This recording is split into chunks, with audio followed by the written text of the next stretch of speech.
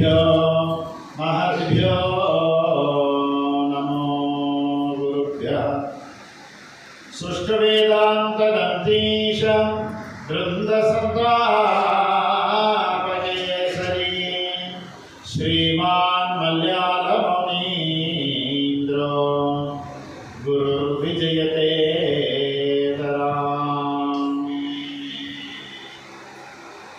नारायणाय नलिनाय तलोचनाय नामावशेषितमहाबलिवैभवाय नानाचराचरविधायक जन्मदेश नाभीपुटाय पुरुषाय नमः परस्मै।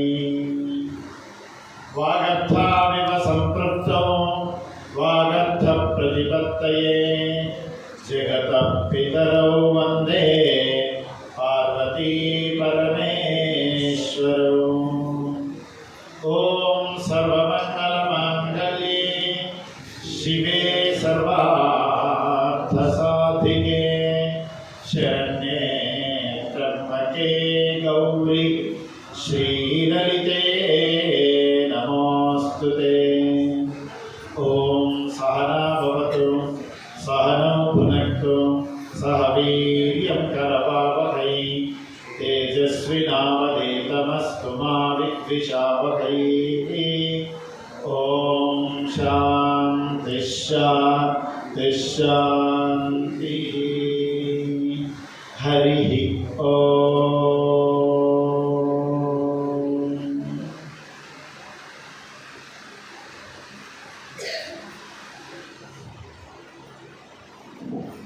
పవిత్రాత్మస్వరూపులారా, పరమ పవిత్రమైనటువంటి లక్ష్మీ నరసింహ స్వామివారి యొక్క దివ్య క్షేత్రం, సకల క్షేత్రాలకు అధివాసమైనటువంటి సురేంద్రపురి, ఈ రెండింటి సమీపంలో చక్కని శ్రీ బుచ్చిదాసు బ్రహ్మవిద్య గీతాశ్రమాన్ని సంస్థాపించినటువంటి పూజ్యులు స్వామీజీ వారు, అదేవిధంగా వారి శిష్యులు పూజ్య మాతాజీ వారు, దాస్ మాతాజీ వారు, ఆ ప్రాచీనమైనటువంటి ఆశ్రమాన్ని, ఈ స్థలాన్ని ఎన్నో పోరాటాలు చేసి దైవబలంతో ఈ విధమైనటువంటి ఒక పవిత్రమైనటువంటి ప్రశాంతమైనటువంటి ఒక ఆశ్రమం అలవాటుగా తయారు చేసినటువంటి పూజ్య శ్రీ మా ఆచార్య శంకరానంద స్వామి వారు, వారికి హృత్పూర్వక ప్రణామాలు అర్పించుకుంటూ వేదికను అలంకరించినటువంటి మా పూజ్య స్వామీజీలందరికీ పేరు పేరున హృత్పూర్వక ప్రణామాలు అర్పించుకుంటూ, గ్రామం గచ్చన్ తృణం స్పృశతి అనేటువంటిది ఒక న్యాయం ఉంది. ఒక ఊరు నుంచి ఇంకొక ఊరు వెళ్తాం అనుకోండి, మధ్యలో అనుకోకుండా ఎవరైనా మనకు స్నేహితులు కూడా తటస్థపడతారు. కానీ మనం స్నేహితుడిని కలవాలని వెళ్ళాం, కానీ మనం ఒక ఊరు నుండి ఇంకొక ఊరికి పని మీద వెళ్తాం, మధ్యలో స్నేహితులు కలిశారు. అట్లే ఈ ప్రయాణంలో నేనేదో హైదరాబాద్ కార్యక్రమం ఉంది, సరే ఎట్లా కారులో వస్తున్నాం కదా, మా శంకరానంద స్వామి ఆశ్రమం చూడలేదు. అదేవిధంగా మరి యాదాద్రి పునర్నిర్మాణం జరిగింది అత్యంత వైభవంగా. ఇది సెకండ్ తిరుమల, రెండవ వెంకటేశ్వర స్వామి దేవాలయంలాగా తీర్చిదిద్దారని విన్నాం, కానీ రాలేదు కదా. ఈ విధంగా ఇదేమంటారు, ఏకక్రియ వ్యర్థక్రియ అంటారు. స్వామీజీ ఆశ్రమం లేకపోతే మేము ఇక్కడికి వచ్చి ఉండేవాళ్ళం కాకపోవచ్చు, లేదు ఒకవేళ స్వామీజీ ఆశ్రమం ఉండి యాదాద్రి స్వామివారు లేకపోతే కూడా ఇక్కడికి వచ్చి ఉండకపోవచ్చు. కానీ అట్లా మాకు ఆత్మీయమైనటువంటి మా గురుభాయి అయినటువంటి స్వామీజీ వారికి ఆశ్రమం కొత్తగా నిర్మాణం చేశారు. ఇక్కడికి మేము రాలేదు కూడా, ఇప్పటివరకు ఇక్కడికి రాలేదు.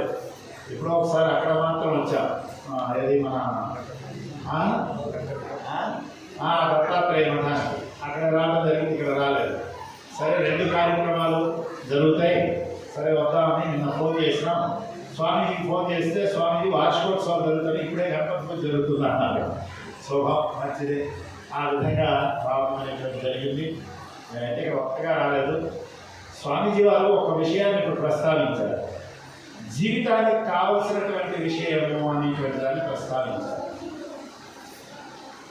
నేను జీవితము భగవద్గీత అనేటువంటి ఒక గ్రంథాన్ని రాశాను. భగవద్గీత 700 శ్లోకాలు ఉంటాయి, కానీ మేము 32-34 శ్లోకాలు మాత్రం తీసుకొని అసలు భగవద్గీతకు జీవితానికి సంబంధం ఏంటి, భగవద్గీత మన జీవితాన్ని ఏ విధంగా సరిదిద్దగలుగుతుంది, మానవ జీవితాన్ని మహోన్నతమైనటువంటి జీవితంగా ఏ విధంగా తీర్చిదిద్దుతుంది, మన జీవితంలో వచ్చేటువంటి సమస్యలకు భగవద్గీత ఎటువంటి పరిష్కారం ఇస్తుంది, జీవన విధానంలో ఎట్లా జీవిస్తే శాంతిని చేకూరుస్తుంది, అసలు మనం భగవద్గీతను ఆశ్రయిస్తే భగవంతుని ఏ విధంగా చేరుకోగలుగుతాం, ఈ మొదలైనటువంటి అనేక విషయాల్ని దృష్టిలో పెట్టుకొని ఒక చిన్న గ్రంథం రాయడం జరిగింది. స్వామీజీ వారు ప్రస్తావించారు కాబట్టి అదే విషయాన్ని మనం చెప్పుకుంటాం. మనం ఇప్పుడు ఈ విధంగా మనం ఆలోచిస్తే మిమ్మల్ని అందరినీ ఒక ప్రశ్న వేస్తాం. ఇందులో భక్తులు కానటువంటి వారు ఎవరున్నారో చెప్పారు. భక్తులు కానటువంటి వారు, భక్తులు అయినటువంటి వారు కాదు, భక్తులు కానటువంటి వారు. అందరూ భక్తులే కదా. గుండె మీద చేసుకొని చెప్తారా? అదేదో సర్వగర్భంగా చేయగలుగుతారు. సరే, అయితే ఈ విధంగా చెప్పడం జరుగుతుంది కదా. మన అందరినీ భక్తులు అనుకుంటున్నావా లేదా? మనలో మనం భక్తులుగా భావిస్తున్నావా లేదా? నేను మిమ్మల్ని భక్తులుగా భావిస్తున్నాం, మిమ్మల్ని మీరు భక్తులుగా భావిస్తున్నారు, అన్నీ బాగానే ఉన్నాయి. కానీ భగవంతుడు మనలో భక్తులుగా భావిస్తున్నాడా లేదా ఎప్పుడైనా ఆలోచించావా?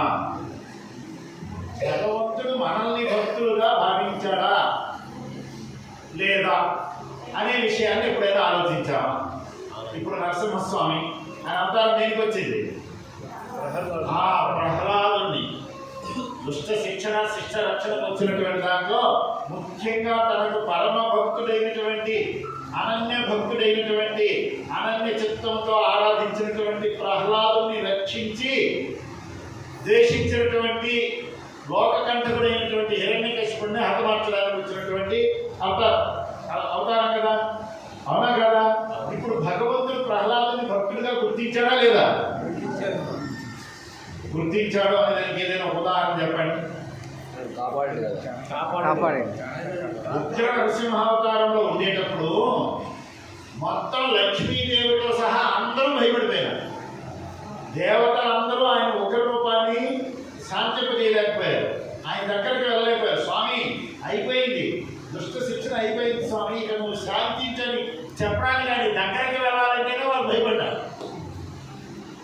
అమ్మా తల్లి నువ్వైనా వెళ్ళి చెప్పు మీ ఆయనకి అని ఈ విధంగా అమ్మవారు పంపిస్తుండే. అమ్మవారు కూడా అమ్మో నేను ఆ రూపాన్ని చూస్తే నాకు కూడా భయం అవుతుంది, నేను కూడా దగ్గరికి వెళ్ళలేను. ఇంకెవరు మిగిలారు ఇప్పుడు? స్వామిని శాంతింపజేసేవాళ్ళు ఎవరు?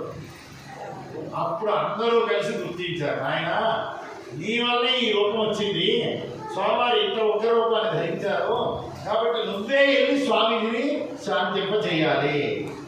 ఆ ఉగ్ర రూపం నుంచి మన ప్రశాంత రూపానికి యథార్థ రూపాన్ని తీసుకొచ్చే పరిస్థితి నువ్వే తీసుకురావాలి, కాబట్టి స్వామి దగ్గరికి నువ్వే చెప్పాలి అని నేను వెళ్తాను చెప్తాను అన్నాడు. అంటే నేను ఇంతమంది భయపడుతుంటే నీకు భయం అవడం లేదా అన్నాడు. నీకు భయం అవడం లేదా? మేమంతా ఇంత పెద్దవాళ్ళం, ఇంత పెద్ద పెద్ద అవతారాలు కదా వారన్నీ, మేమందరము భయపడుతూ ఉంటే నువ్వు భయం లేకుండా వెళ్తానంటున్నావంటే, అయ్యా భగవంతుడిని చూసి భయపడవలసినటువంటి అవసరం లేదు, ఈ ఘోర భయానకమైనటువంటి ఈ సంసారానికే వెరవనటువంటి నేను ఆ స్వామి దగ్గరికి పోవడానికి ఏమైనా భయపడతానా అన్నాడు. ఏమన్నాడండి? భయం దేనికి పడాలి? నిజమైన భక్తులం అయితే మనం సంసారానికి భయపడాలి, అవునా? ఎక్కడికి రావడానికి భయపడాలి, మీరు ఇక్కడ నుండి సంసారంలోకి వెళ్ళడానికి భయపడాలి. అయ్యో ఏదో 2 రోజులు 3 రోజులు స్వామి చక్కగా వార్షికోత్సవాలు పెట్టారు, మహాత్ములందరూ వచ్చారు, భజన చేసుకున్నాం, ధ్యానం చేసుకున్నాం, పారాయణ చేసుకున్నాం, చక్కగా మంచి ఉపదేశాలు విన్నాం, మరలా పై సంసారంలో పడుతున్నాం భగవంతుడా అని బాధపడాలి తప్ప అండి. అవునా? మీలో ఎంతమంది బాధపడతారు చెప్పండి? మీలో బాధపడేవాళ్ళు ఎంతమంది ఉన్నారు?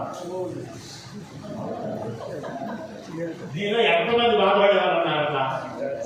సరే, మీరు ఈ కార్యక్రమం అయిన తర్వాత ఇవన్నీ చక్కబెట్టడానికి 1 వారం రోజులు ఎవరు ఉంటారో చెప్పండి? 1 వారం చూసారా? భయపడిన దగ్గరికి ఎవరైనా పోతారు, భయపడే చోటు వదులుతారు, ఆనందంగా ఉండే చోటు పట్టుకుంటారు. కానీ ఇప్పుడు నేను నిజంగా భయపడ్డావా? భయపడుతున్నావు అనుకుంటున్నావు. ఒక పక్క భయం ఉన్నప్పటికి కూడా ఏదో అక్కడ ఆనందం ఉందని మనం ఇంకా భ్రమలోనే బ్రతుకుతున్నాం. అవునా కదా? అవునా కదా? ప్రహ్లాదుడు భయపడ్డాడా? భయపడ్డాడా చెప్పండి? భయపడలేదు కదా. సంసారాన్ని వదిలినాడా లేదా? వదిలినాడు. ఒక బుద్ధ భగవంతుడు వదిలినాడా లేదా? ఒక శంకరాచార్య గారు వదిలినాడా లేదా? ఒక రామానుజాచార్య గారు వదిలినాడా లేదా? ఒక సదాశివేంద్రుడు వదిలినాడా లేదా? అందరూ వదిలినాడు. కానీ మనం ఏమైనా ఎప్పుడైనా వదలడానికి రెడీగా ఉన్నావా? మీరు వదలడానికి రెడీగా ఉంటే శంకరాచార్య ఈ ఆశ్రమాన్ని వదలరు, లేకపోతే వాళ్ళు వదిలేదని రెడీగా ఉన్నారు. ఎందువల్ల? నిన్న ఒక మాట అన్నాడు స్వామీజీ, ఏం చేస్తాం స్వామి, ఏదో కట్టేసాం ఉన్నది అంత 5 భక్తులు డబ్బులు ఇచ్చారు, నా దగ్గర ఉన్నాయి, ఏదో చేసినా కట్టాము. ఇప్పుడు ఒక భక్తులు వస్తున్నాడంటే నేను రూమ్ చీపులు పట్టుకొని పోయి నేనే ఊడ్చుకొని బాత్రూమ్ క్లీన్ చేసి అన్ని బాగున్నాయని చూసుకొని ఒక వంట కూడా నేను చేసి పెట్టేటట్టుంటే ఈ తరలోకి ఎన్నాళ్ళు మనం భరిస్తాం. 70 ఏళ్ళు 80 ఏళ్ళు వచ్చినా కూడా ఈ బాధలు అమ్మే పడాలా అని ఒక మాట మాట్లాడారు. సత్యమా కదా? మరి సంసారంలో ఉండే సంసారంలోనే ఉంటే సంసారానికి ఏదో శాంతిని బోధించాలని మేము సన్యాసం అయితే సన్యాసం దగ్గరికి సంసారాలు ఎవరు రాకపోతే సేవలు చేయకపోతే ఇప్పుడు ఆశ్రమాలు ఏం కావాలో చెప్పండి. అవునా కదా?